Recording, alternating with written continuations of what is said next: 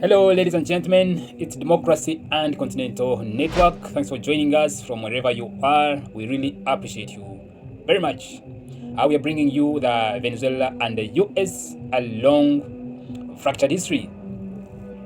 For more than 100 years, Venezuela and the United States have shared a relationship defined not by friendship, but by oil, power, and confrontation. From cooperation to coups, from diplomacy to sanctions, and from economic pressure to open military escalation.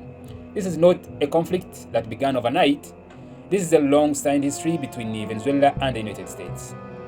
To understand what's happening today, we must go back to where it all began from. Early oil era in between 1900 to 1958, at the beginning of the 20th century. Venezuela was not a global power, but beneath its soil lay something that would change everything. Guess what was it? That was oil. As oil was discovered, American companies moved in fast. By the mid-1900s, the US corporations dominated Venezuela's oil production, refining, and exports. For the United States, Venezuela became a strategic energy supplier. For Venezuela, oil became both a blessing and a curse. When the country earned revenue, many Venezuelans believed their resources were being controlled by foreign interests, planting early seeds of resentment. Democracy and quiet tensions in between 1958 and 1998. After decades of dictatorship, Venezuela returned to democratic rule in 1958. Washington welcomed this. Venezuela was now a stable ally in the Cold War. Oil flowed north, dollars flowed south. On the surface, relations looked strong, but beneath that cooperation, a fragile dependency was forming. Venezuela relied heavily on oil exports, and the United States relied on access to that oil. As inequality grew and corruption deepened, many Venezuelans began questioning whether this partnership truly served their people. Hugo Chávez and the break in between 1999 to 2013, everything changed in 1999. Hugo Chavez was elected president, promising a Bolivarian revolution, one that would reclaim Venezuela's oil, challenge the US influence, and empower the poor. Oil was nationalized, the US companies lost control. Washington took notes of this. Then in 2002, a short-lived coup briefly removed Chavez from power.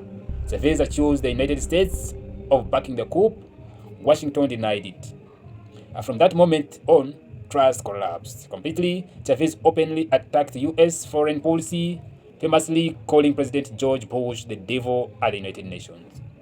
Because their threat is in their own house. The devil is right at home. The devil himself is right in the house.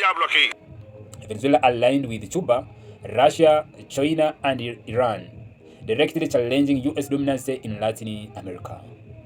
Then Maduro and economic warfare in between 2013 and 2019. After Chavez's death in 2013, Nicolas Maduro inherited a fragile economy and a hostile international environment. As oil prices collapsed, Venezuela's economy spiraled.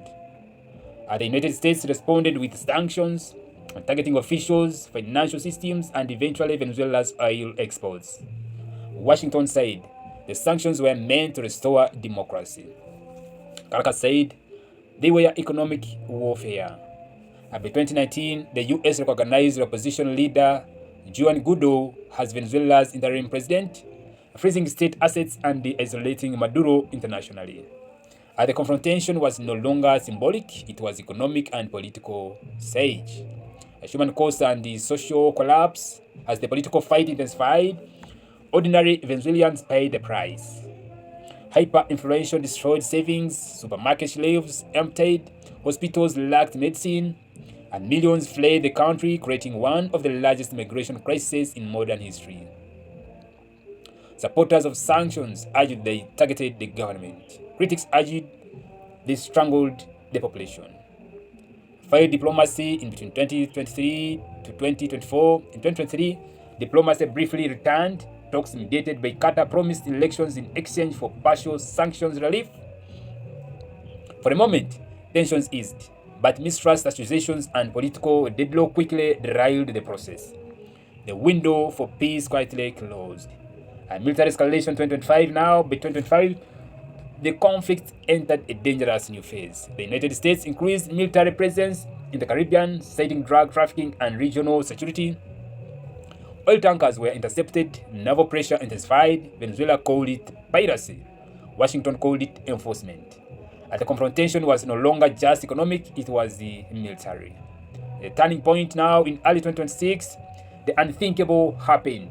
The U.S. forces launched direct operations inside Venezuela, capturing President Nicolas Maduro and his wife, Celia Flores. And the United States framed it as law enforcement. Much of the world called it an act of aggression. Emergency UN meetings followed, protests erupted, Venezuela entered political shock.